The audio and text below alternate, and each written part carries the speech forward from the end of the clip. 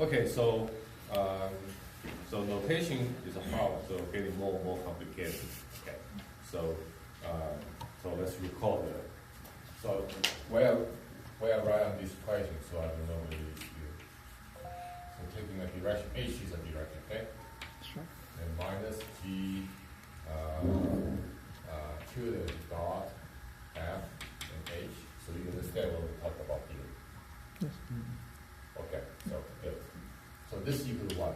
So g derivative f h applies to g. Now, what is g? You know that we made assumptions, right? So we know that the gf is equal to gf2. Now, the derivatives are different, but however, they match to each other when the derivative, the differentiation h direction, the derivative at t equals 0 will be this, but this guy does not equal 0. However, the reference at the reference point are equal. Okay? So the equation is this. I'll write this later, okay? So this applies to g, then plus e sigma gradient g minus sigma. I don't know, so it's minus sign here or here? And then the x and h. Then, so this is the constant term, the scalar term applied to g. So that's the equations, okay? So in this equation, I know, as we say this, the equal. Okay? Right? So that's the same thing. Okay, we keep this in mind. So then we put a lemma. An important lemma is that you take f and h. One, so you take two directions. H1, so you take a dot, okay? So apply to the L. So remember the L gradient, the G gradient of the solutions, right? So F, H2. And these H1 and H2 are switchable. So this means that this is G dot F, H2 apply to L, F, H1. So that's the lemma. Okay.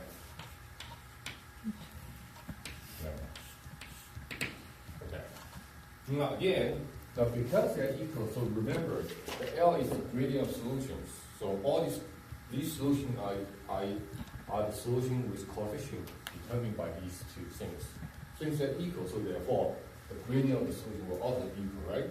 So in this sense, you can see that we also have F, L, H, and is equals to L to the A and H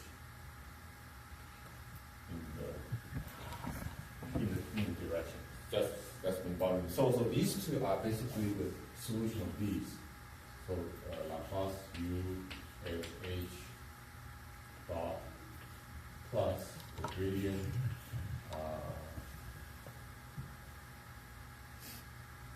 X gradient U F.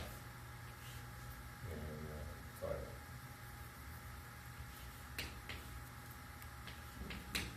And the gradient U F and H dot equals 0. And the U dot F and H is just unbounded to H. So they are basically the solution coming from the gradient of solution. So therefore the L F H is equals to gradient G to the U F H dot. G. That's the gradient, right? So this equals the G inverse. And gradient U dot F H. So this is the solution here. So therefore you can see that since this coefficient is assumed the same without and with the tutor, so therefore the solution will be the same, and G is also the same as B. Yeah. So therefore this will be the same. So this means that with or without tutor, they're the same thing. So that's the consequence of the assumptions. But however, this is the temporary assumption. Eventually we want to remove. We made this something is because the representation of this equation and this lemma will be easier to handle. Now after we get the result, we're going to remove this something variable. Okay?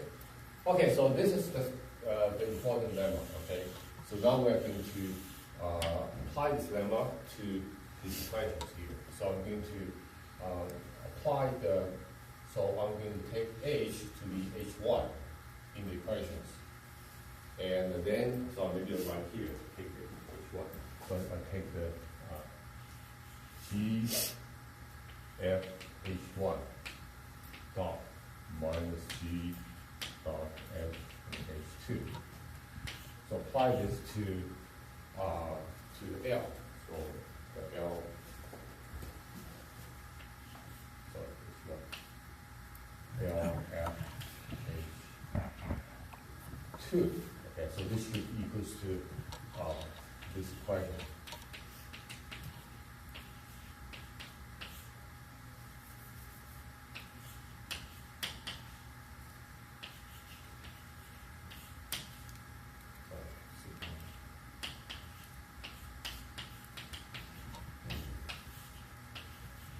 So this whole thing is applied to, so this is a tensor.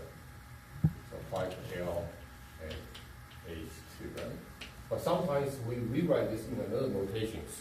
But it really means, I mean, if you look at the, you take this matrix form, this is essentially this multiplication effect. Okay.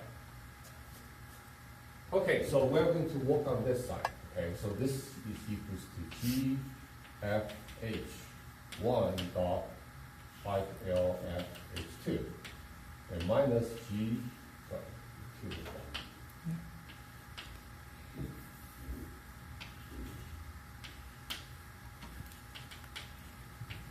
And L F H2, right? So here we're taking two different directions. Now let's concentrate the direction H2. Now since the L things with or without bar is the same. For H1, of course, for any H direction, so call it also true for H2, right? So therefore here I can rewrite this. Right? And then you can see that these two things are changeable. So H1 is changing with H2. H1 is changing with H2. So therefore this is equals to G dot F H2 L F H1. Then on G2 dot F H2 L 2 F H1. Right? They're changeable. And then you can see that this is the same as G dot F H2 H1 minus G2 dot F H2. The L, then I'll remove the 2 because they're the same. Remove that. H1. Okay, so this thing is just basically the same as this minus this on apart that. Okay, but however, this term, the difference is H1 is replaced by H2, right? So therefore, this thing will equals to F. So this is what? F H2G.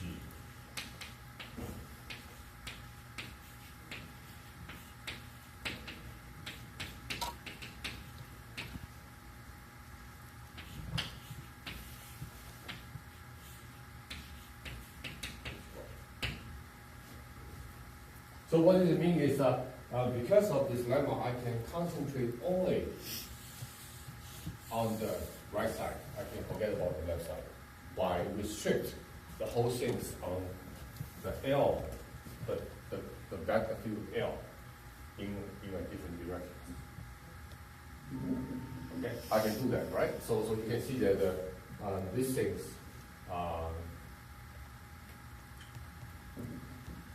So you can conclude from here that the G, F, H, R. So taking I equals to 1 and 2, okay? HR. Dot, oh sorry. Take I equal 1 and 2, then you can see the lead derivative X, F,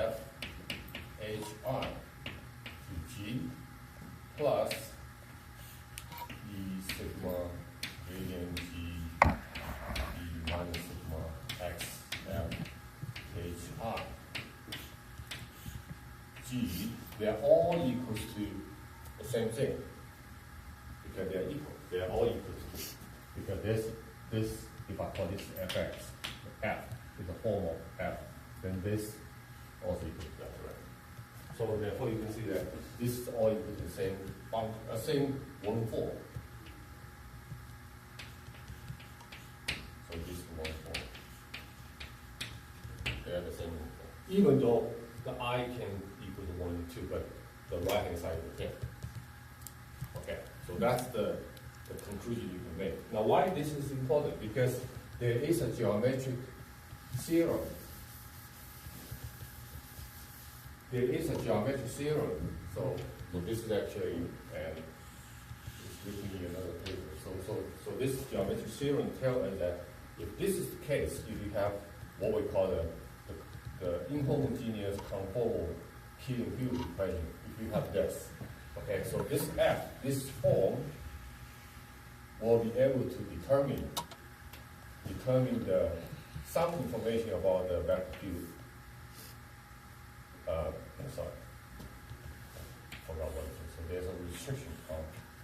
So sometimes in geometric terms, so this restriction is written like this.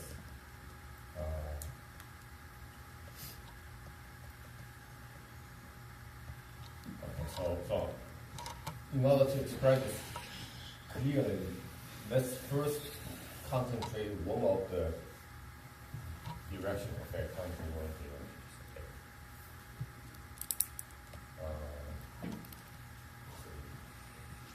Okay. L, restrict to L.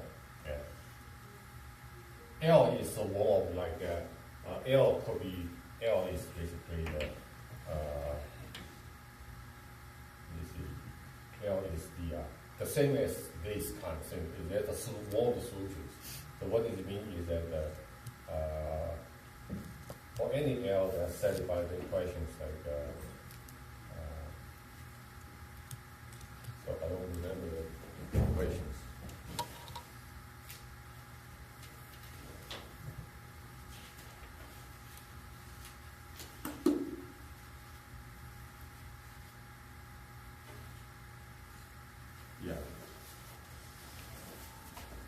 L said for any solution said about this equation, the gradient G dot L minus G simplified F. So these are F. Okay. And F. So L also depends on F, but I remove that detail.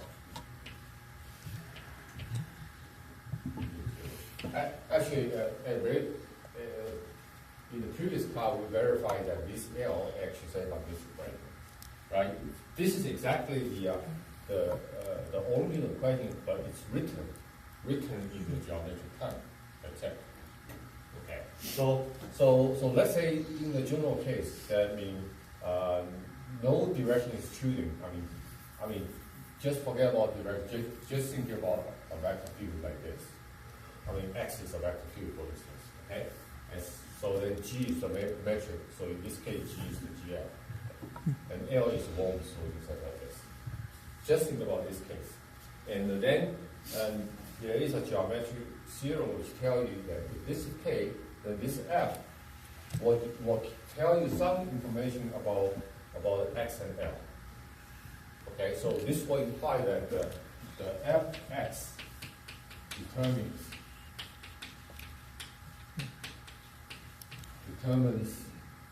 the product. So the information about X is the product X and L. In the product determines the X and L and G, and also the X and L, the perpendicular of G. Okay, so that's the geometry result.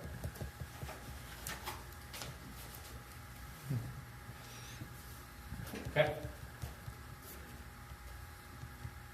Now here, when we say the L perpendicular, it's not that you can. It's in the metric G. the sense of metric G is not clinical. Okay, so this is the main things. So this means that anytime you have a equation like this, and this form, this F will be able to determine that. So therefore, suppose you have two equations. Suppose you have two equations carry the same F, then these two things should match to each other. Okay? So now let's look at here. So this is exactly the situation we have. So these two things, the left hand side now is removed. Now you can see this is equal to, so should like this. Restrict on the L H2, and restrict on the L H1. So these two things are both equal to the same F. They are the same inhomogeneous type. So because of this lemma, now you can see what can you recover, what kind of result you can have here. So these two, so let's look at these things first. So this things means that X, F, so the first equation is in the first direction, in H1 direction, right? H1, then L,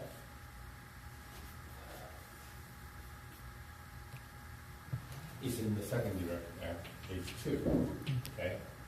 So this G, F, equals to, so this is the first in the product, right? In this result. So this first in the product should match the first in the product from the second equations. So this means that you have this X, F, H2, L, F, H1, G, F. You have this first equations. The second one. But then you have another equation, so you have system here now. F H1, L, we can use the F H2. F equals to X F H1, L F H2. Perpendicular.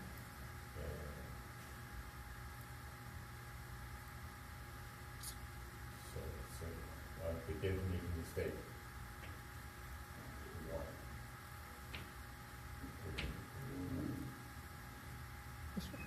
Right? Yeah. Sure. Okay, you're going to have this. Now this is the key system. We're going to take a closer look because we're going to show that this guy should equal 0. This guy must equal 0. So therefore, we're going to So this is our system to work with. Okay, but at this time you don't know what kind of system is that, because in this system you can see that this is it's just a vector field, right? Yeah, we want to show that XF is only have trivial resolutions. Right? XF, yeah, but you do not see this why is the case here. Okay. Because here you are shooting to different direction. You can see here H1. H2, so this is unknown, right? Yeah. This is also unknown.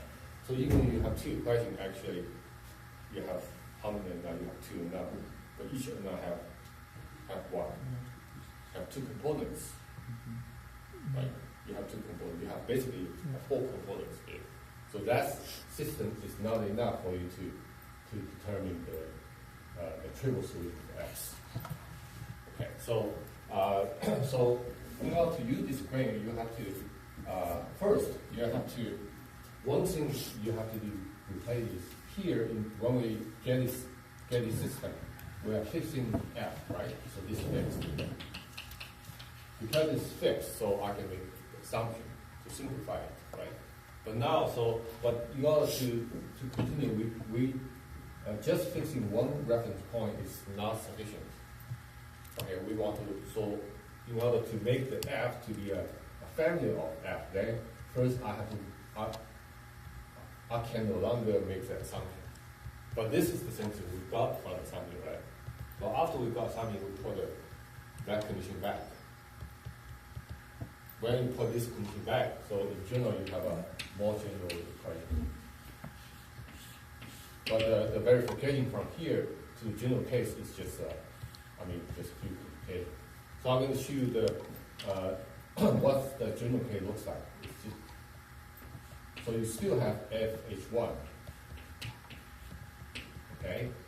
But here, after you remove this assumption, then the one without or with tutor will make a difference, right? So therefore, I have to put a different morphism inside. So this means that this should be like the L, F, H2 composed is the P. Okay? Then the G is not on the GF. GF is supposed to be in the original space. So you have to go back to the transform space, it's the GF tutor. Like this. Circle is P. Okay, so you look at everything in the product in the target space. So this should equals to this XF H2, the LF H1. Compose P, then GF.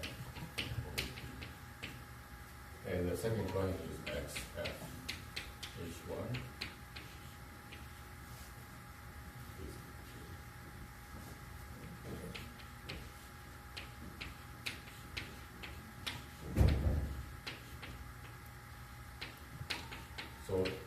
So you just insert this a bit more.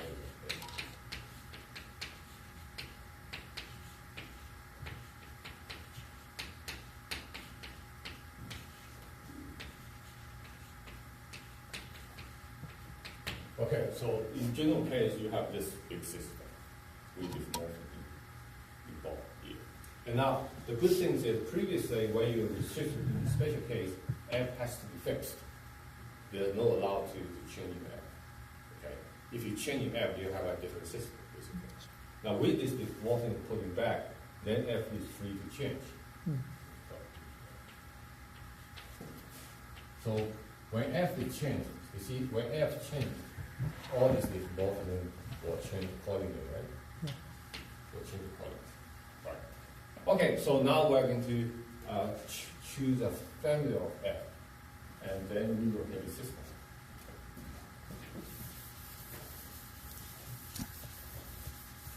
So what we're trying to do is we define a family of F, and F plus F1, H1 plus F2, H2. So here, L1 and L2 is in R2.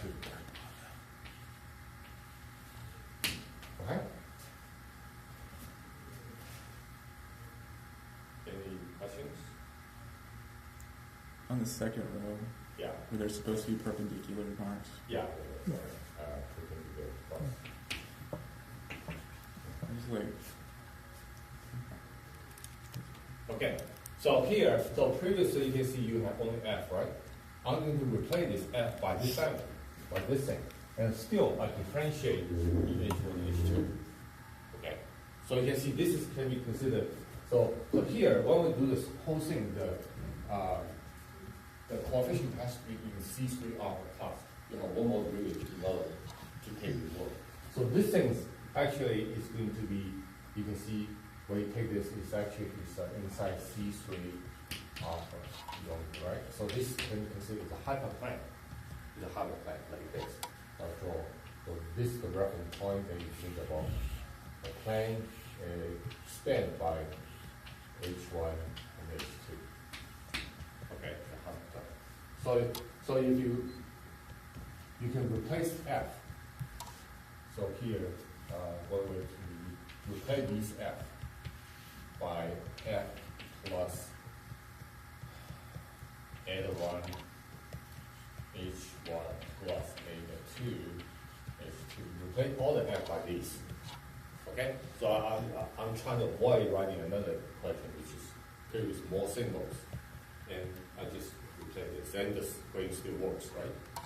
So every place with F, this F is replaced like that. Okay. And then we take a look at this function. I take the phi. Phi is a different morphism, right? So here, phi is F plus L1, H1 eta 2 and h2. That called, so they are fixed x, so x is fixed. Okay, so I call this the w, eta 1, and eta 2. So it's a function of our type. So basically I fix the x, the point x. They are going to consider diffeomorphism, the corresponding diffeomorphism. The trace of the diffeomorphism is point. Okay, with eta 1, eta 2 is defined. Is defining this type. Okay, so what is useful? So let's take the derivative. So suppose I take w at 1, take the partial derivative. What do you get? So this is exactly equals to the phi derivative, right? Then f plus eta 1 h1 plus eta 2 h2, comma, what? h1. Right? That's the derivative in the direction of h1. Okay. Now, eta 1 derivative. Okay. So then the w eta 2 derivative will equals to phi dot f plus eta 1 h1 plus eta 2 h2 comma h2. But this is exactly equal to x f plus eta 1